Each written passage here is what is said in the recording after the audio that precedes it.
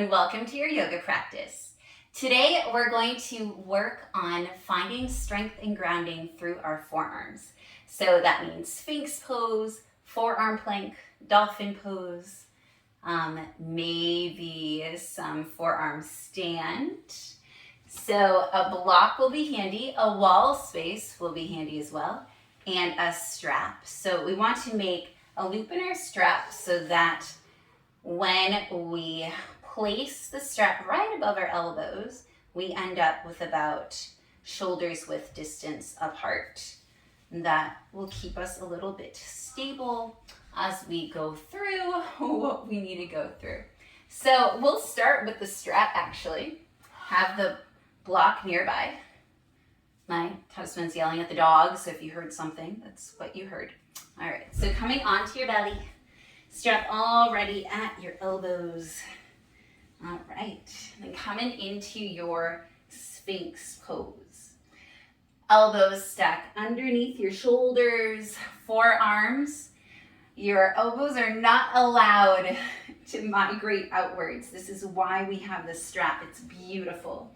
Pressing your forearms and your hands. I'm gonna back up a little bit, a little too long for my mat, it's fine. And press the tops of your feet down on the mat, even popping up the knee. Protect your lower back by pulling your belly button towards your spine. And breathe here into your Sphinx Pose. Really grounding through your forearms. And then let's start to take this into a forearm plank. Start to round your back, lifting your belly button up off of the mat. And then your pelvis goes up, tuck your toes under, and make your way to a forearm plank. We're not here for too long. We're just finding a little bit of alignment, a little bit of strength. And bring your pelvis towards the bottom of your ribs so that we're not lifting our booty up a whole lot. Press into your forearms and then start to send your hips up and back, coming into your Dolphin Pose. Walk your feet in slightly and then look forward towards your hands so that that strap isn't hitting your forehead. All right, and then press here. And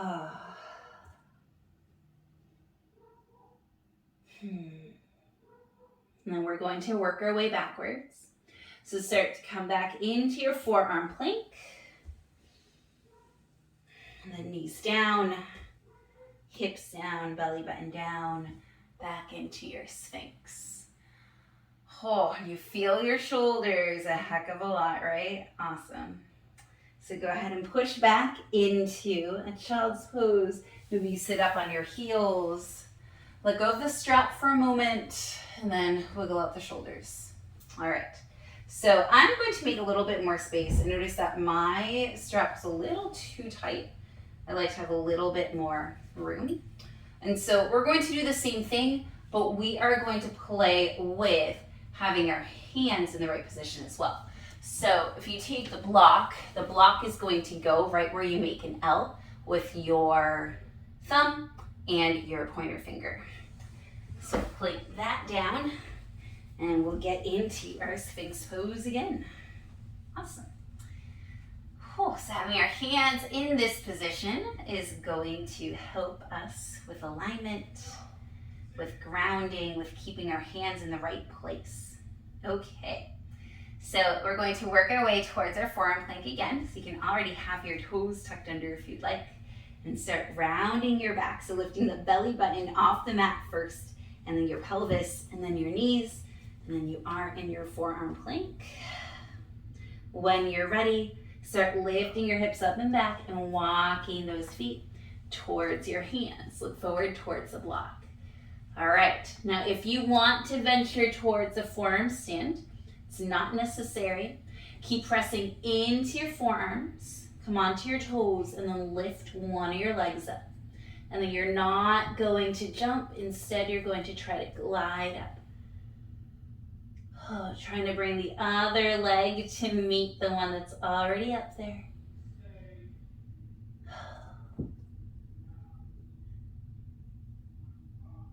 Playing around with it. Being okay if you don't get up. And try the other leg if you want.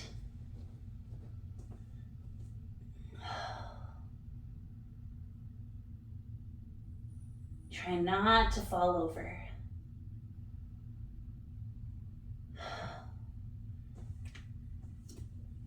And then making your way back and coming through forearm plank, lowering your knees, pelvis, belly button, and then pushing back, and moving the strap, and then rolling out your shoulders. It's definitely a lot.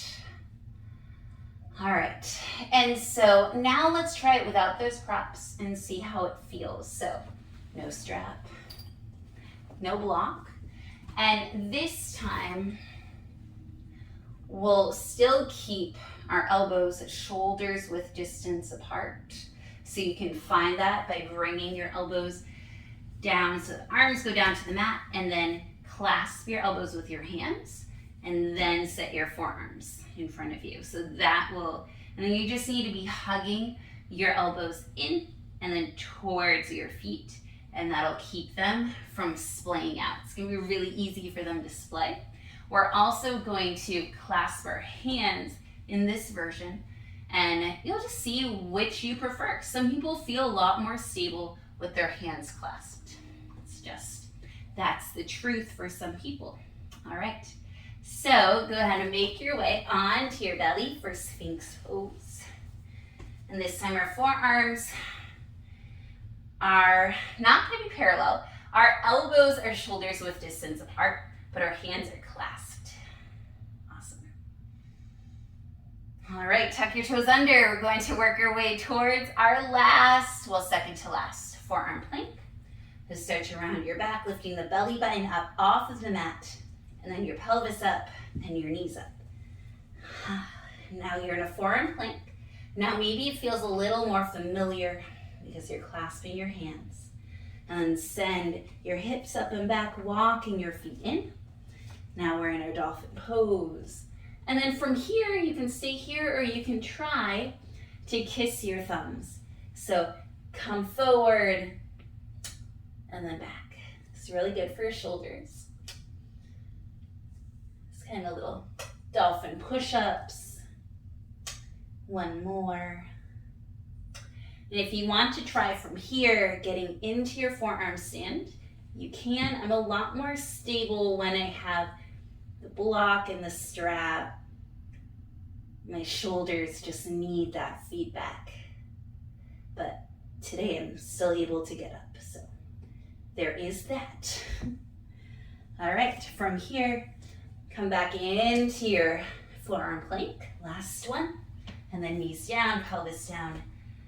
Oh, belly button down, and then go ahead and push back. Let's take a child's pose with our knees together and our arms behind us, allowing those shoulders who just worked super hard to relax. I'm just gonna turn my head to the side so that I can talk to you. So I hope that you enjoyed that progression. And maybe you felt where your forearms were a little bit more steady. And really what you're trying to get the integrity of is your shoulders. So for me, that's key because my shoulders are loose. So finding a way for my arms to be strong and for my shoulders to stay in their socket, especially when I'm sending the rest of my body upside down, that's just safety. Keeps me safe. All right, so come up to a seat when you're ready. Here's Sally. All right, I hope that you enjoyed that practice of really grounding through your forearms. I hope to see you again soon for another pause. Have the most beautiful day. Bye.